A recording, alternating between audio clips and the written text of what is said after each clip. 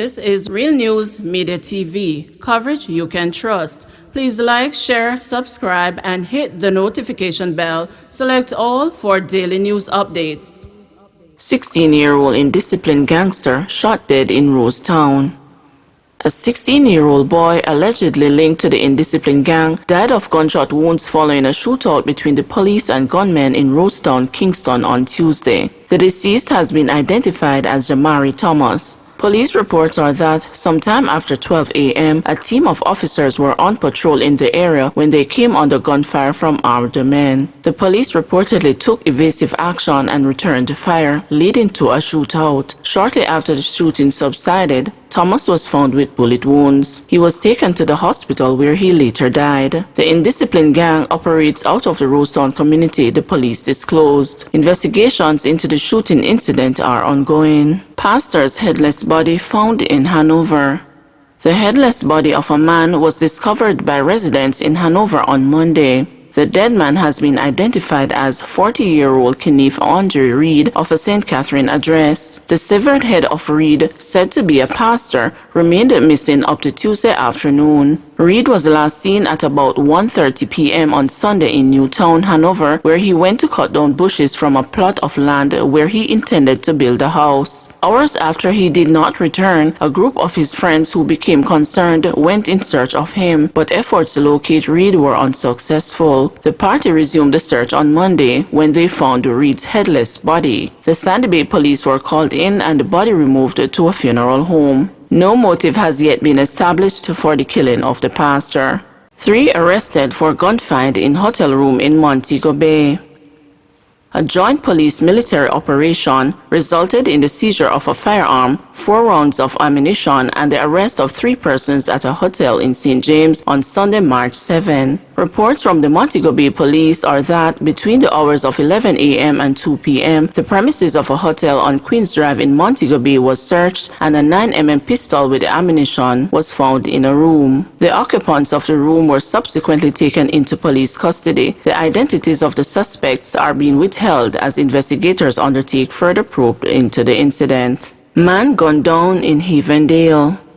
1 man is now dead and another injured following a gun attack along Vermont Avenue in Heavendale, St. Andrew on Monday. The dead man has been identified as 59-year-old Carlton Brown. Police report are that about 11:45 a.m., Brown and another man were traveling in a Toyota Wish motorcar and drove into the apartment complex where Brown resided. Before they could exit the vehicle, they were attacked by a gunman who opened fire and hit them both. Brown was shot in the head and upper body. Both men were taken to the hospital where medical staff declared Brown dead. The other man is being treated for his injuries. As news of Brown's death spread on Monday, residents of several communities along Mannings Hill Road were grief-stricken. Brown is said to have fathered children in the area and was said to be a well-loved individual. Jano, them kill Carl. He wasn't a selfish man and lived good with people. This is a blow to many people who can't understand why a good man like that gets gunned down, said one resident.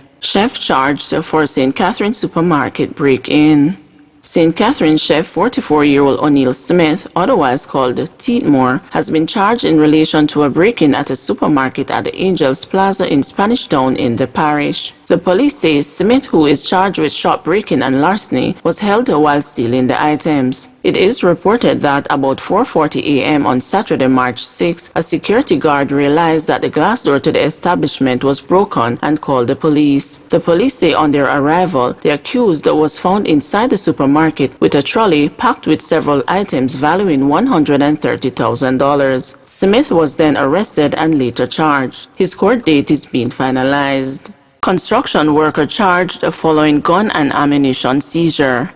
Construction worker 38-year-old Renardo Blackwood was on Monday charged following the seizure of an illegal gun and rounds of ammunition during a joint police-military operation. Blackwood, who is from Miami River District, Gordontown, Kingston 6, and the Aguilar Road, Kingston 2, was charged with illegal possession of firearm and illegal possession of ammunition after a question and answer session in the presence of his attorney. The police report that about 11 a.m., a team was in the area when a premises premises that was occupied by Blackwood was searched. According to the police, a black plastic bag containing 7 12-gauge cartridges were found on top of a chest of drawer. The police say further checks of the dwelling were conducted, and a Smith & Wesson 9mm pistol with a magazine containing 12 9mm cartridges and one magazine containing 30 9mm cartridges were also found. He was subsequently taken into custody. His court date is being finalized.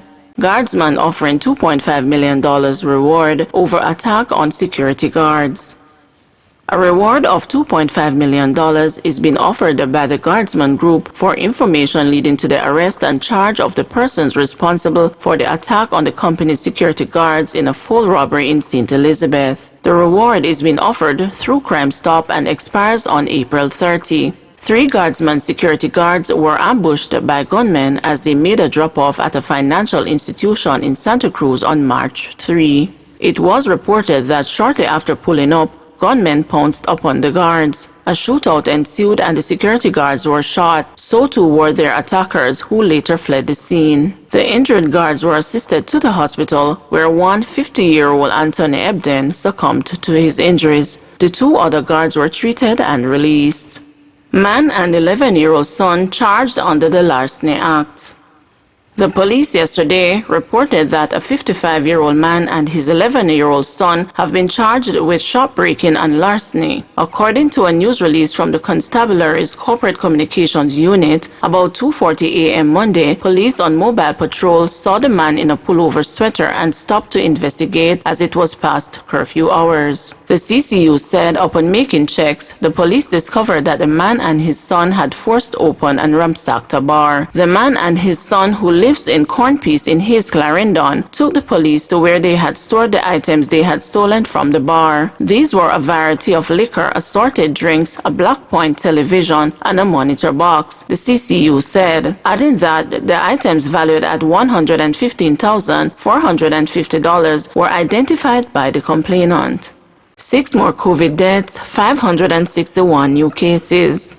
An additional 6 COVID-19 related deaths and 561 new cases were recorded across Jamaica on Monday, according to the Ministry of Health and Wellness. 3 of the deceased, a 71-year-old male, a 78-year-old male, and an 81-year-old male, are from Trelawney, while 2, a 36-year-old female, and a 64-year-old female are from St. James. The other death is that of a 62-year-old male from Clarendon. The latest fatalities bring the coronavirus death toll in Jamaica to 460. In the meantime, the 561 newly confirmed COVID-19 cases bring the total number of cases on record for the island to 27,465. There were 2,339 tests over the 24-hour period and a positivity rate of 29.2%. A total of 14,595 people have now recovered from the virus in Jamaica after an additional 147 recoveries were recorded on Monday. Of the newly confirmed cases, 333 are females and 228 are males,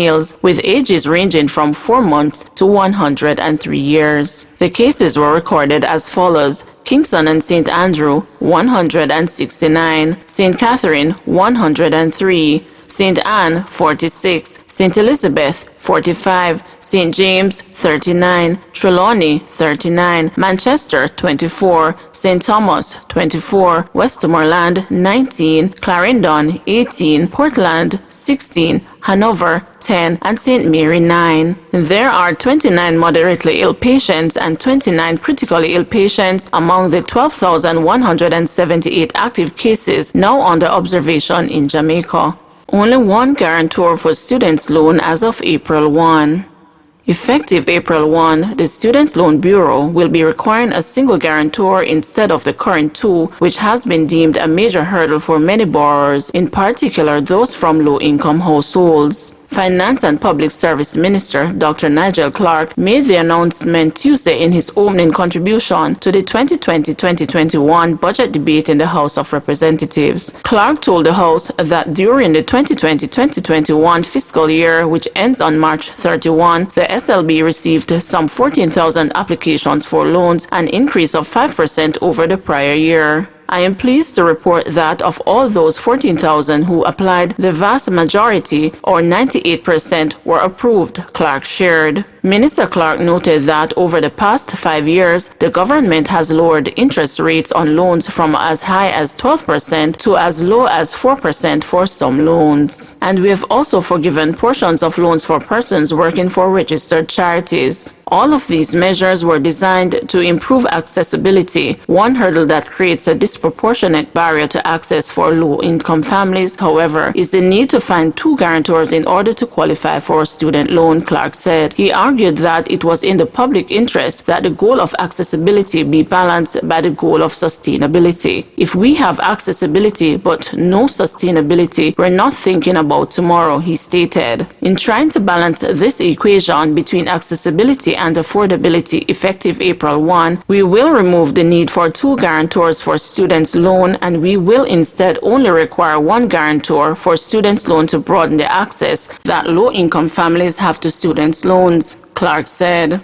The minister also noted that a moratorium on students' loan was increased from 6 to 14 months during the fiscal year as the government took steps to make it easier to not only access a loan but to repay said loan. Please remember to like, share, subscribe, and hit the notification bell. Select all for daily news updates.